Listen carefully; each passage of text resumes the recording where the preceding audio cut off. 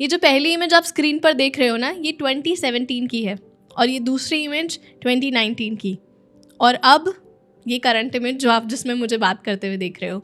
अब इस इमेज को देखने के बाद मेरा आपसे सवाल ये है कि क्या आप ऐसे चेहरे के साथ हज़ारों की ऑडियंस में जाके परफॉर्म कर सकते हो? क्या उनको एड्रेस कर सकते हो? क्या स्टेज पे चढ़ सकते हो? क्या कैमरा के पास बैठकर अपना करियर बना सकते हो?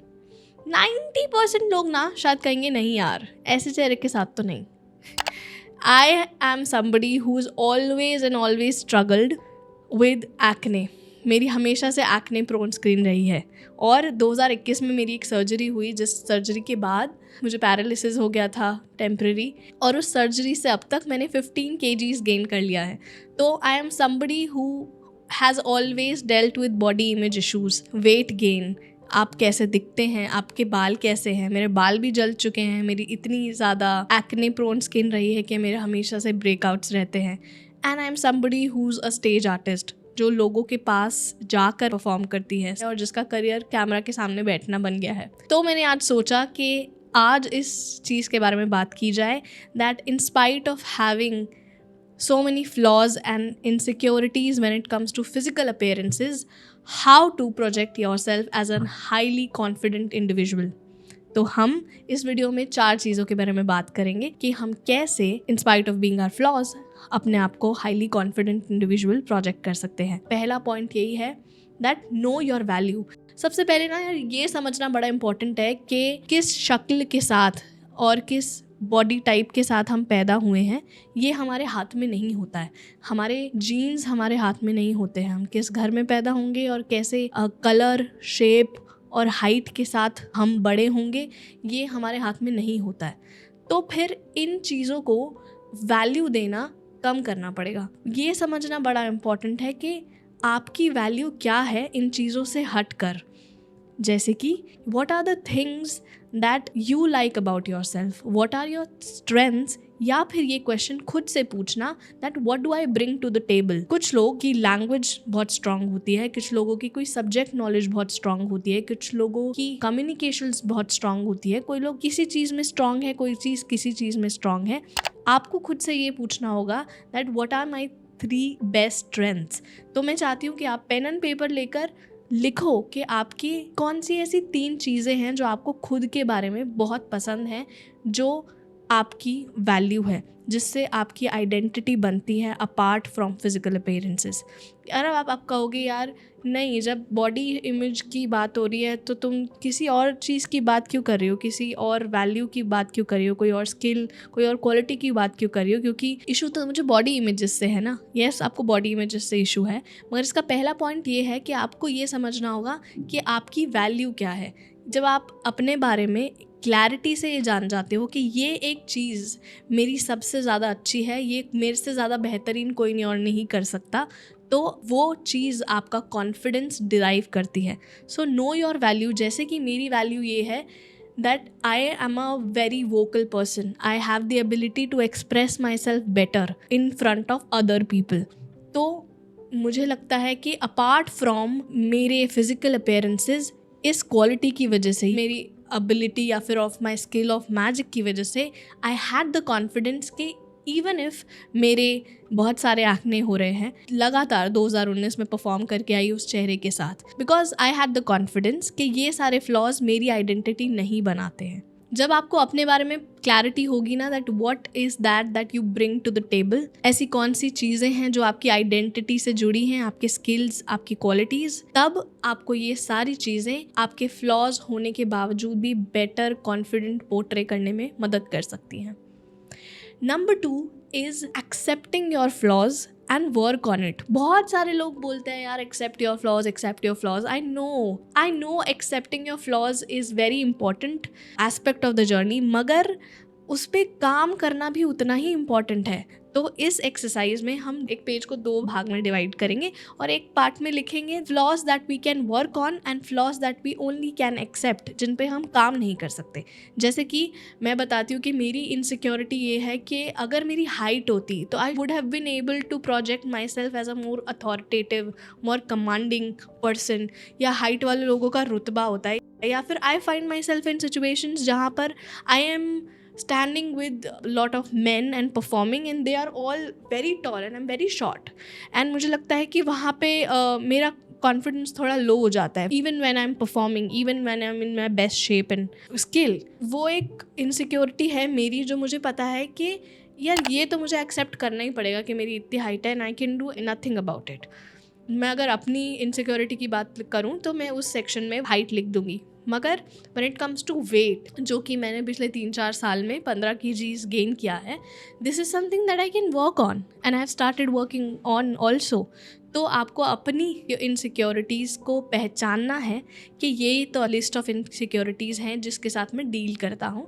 अब उसे डिवाइड करना है कि कौन सी ऐसी इनसिक्योरिटीज़ हैं जिनके ऊपर आप काम कर सकते हैं और कौन से ऐसे फ्लॉज हैं जिनके आपके पास कोई ऑप्शन नहीं है एक्सेप्ट करने के अलावा। तो जब आप ये पूरी प्रोसेस करोगे, ये एक्टिविटी आपको हेल्प करेगी सेल्फ रिफ्लेक्शन करने में। पहले ये डिटरमाइन करना इंपॉर्टेंट है कि फ्लॉज है क्या और कौन सी चीज़ों पे काम करा जा सकता है। Number 3 is claim your confidence.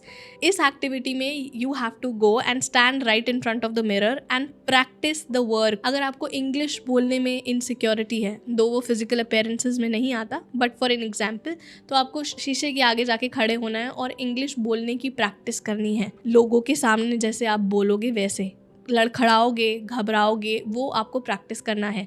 कुछ गर्ल्स हैं जिनको थिक थाइज होती है। मेरी इनसिक्योरिटी हमेशा से रही है कि मुझे अपने आर्म्स फैट के लिए अच्छा नहीं लगता है, never wanted to wear sleeveless tops. तो मैं वो हमेशा से भागती आई, मैंने काफ़ी सालों तक उन कपड़ों को दबा कर रखा जिन मैं स्लीवलेस टॉप नहीं पहनती, ताकि मैं अपना आर्म फैट छुपा सकूं। बट इस एक्टिविटी में आपको अपने आप को चैलेंज करना है और अपने आप को उस सिचुएशन में डालना है जिसमें आपको अपने फ्लॉज छुपाने नहीं, दिखाने पड़े। This activity will actually help you to gain your confidence.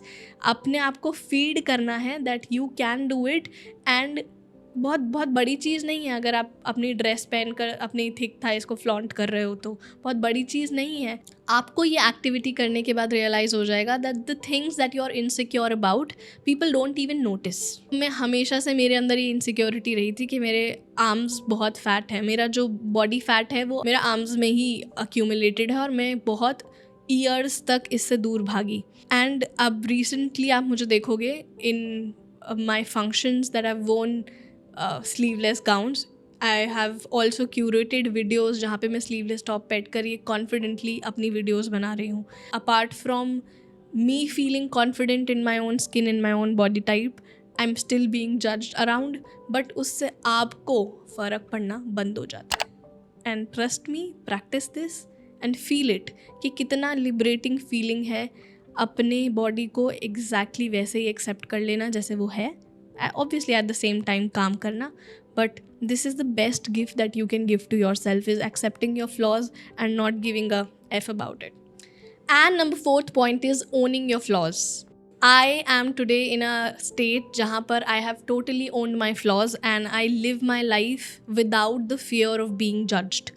एक ऐसी लड़की जिसको बॉडी इमेज इश्यूज़ रहे हैं, जिसकी चेहरा हमेशा से ख़राब रहा है, और वो एक इंट्रोवर्ट नहीं, हाईली एक्सट्रोवर्ट है। उसे लोगों के साथ रहना, पार्टीज़ अटेंड करना, सोशल होना, उसका करियर ही सोशल है, अपने आप को प्रेजेंट करना है। और एक एंटरटेनमेंट इंडस्ट्री का आर्टिस्ट होने के बावजूद, जिसके लिए अपीयरेंसेस बहुत ज़्यादा मैटर करती हैं, मैं अपने सारे एक्ने इश्यूज़, अपनी सारी बॉडी इमेजेस इश्यूज़ के साथ डील कर करके एक ऐसे पॉइंट पे पहुंच गई जहाँ पर मुझे फ़र्क नहीं पड़ता दैट लोग मुझे इससे जज करते हैं, और एक्चुअल में नहीं पड़ता है। I am not saying it for the sake of saying it, because I have reached to a point जहाँ पर एक एंटरटेनमेंट इंडस्ट्री आर्टिस्ट के लिए मेकअप करना बहुत इंपॉर्टेंट होता है, अपने आप को प्रोजेक्ट करना इन अ सर्टेन वे बहुत इंपॉर्टेंट होता है। I have reached to a point जहाँ पर मैंने मेकअप करना छोड़ दिया, बिकॉज मेरे को मेकअप करना पसंद नहीं आता था।